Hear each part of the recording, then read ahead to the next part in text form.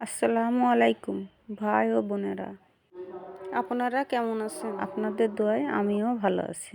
আজকে দেখাবো আপনাদেরকে কচুরমুখী রান্না। কচুরমুখীগুলো পরিষ্কার করে কড়াইতে নিলাম।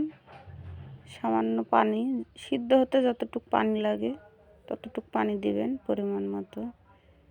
এর সঙ্গে আমি হলুদ দিলাম, লবণ দিলাম। এবার সিদ্ধ হওয়ার জন্য এটা ঢেকে দিলাম। এবার দেখব সিদ্ধ হয়েছে কিনা। কচুরমুখীটা সিদ্ধ হয়ে গেছে। নেড়ে চেড়ে নামিয়ে পরিষ্কার করে নিতে হবে। কচুরমুখীটা পরিষ্কার করে নিলাম। এদিকে কড়াতে সরিষার তেল দিয়ে নিলাম। মাছগুলা আস্তে আস্তে কড়ার ভিতর দিয়ে এগুলো ভাজি করে নিব। এভাবে কচুরমুখী রান্না করলে অনেক সুন্দর লাগে খেতে। আপনারা এভাবে রান্না করে দেখবেন কেমন লাগে। আপনারা যেভাবে মাছ ভাজি খেতে পছন্দ করেন সেভাবে মাছটা ভেজে নিয়েন।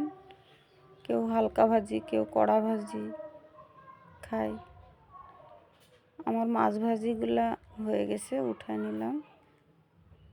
এর ভিতরে আমি মরিচ, পেঁয়াজ, রসুন, জিরে বেটে রেখেছিলাম। এর সঙ্গে আমি হলুদ আর লবণ দিয়ে এগুলো একটু মিক্স করে নিলাম। এগুলো একটু তেল দিয়ে নিলাম। তেলটা গরম হয়ে গেলে ওর ভিতরে মশলাগুলো ছেড়ে দিলাম। মশলাগুলো তেলের ভিতর দিয়ে নিলাম। এগুলো ভালোভাবে কষাতে হবে। কষাতে হবে, একটু বেশি কষাতে হবে, কেননা ওটা তো সিদ্ধ করা কচুরমুখী। আমার মশলাগুলো কষানো হচ্ছে। এর ভিতরে আমি কচুরমুখীগুলো দিয়ে দিব। কচুরমুখীগুলো দিয়ে একটু নাড়াচাড়া করতে হবে যাতে পুড়ে না যায়। একটু কষায় নিয়ে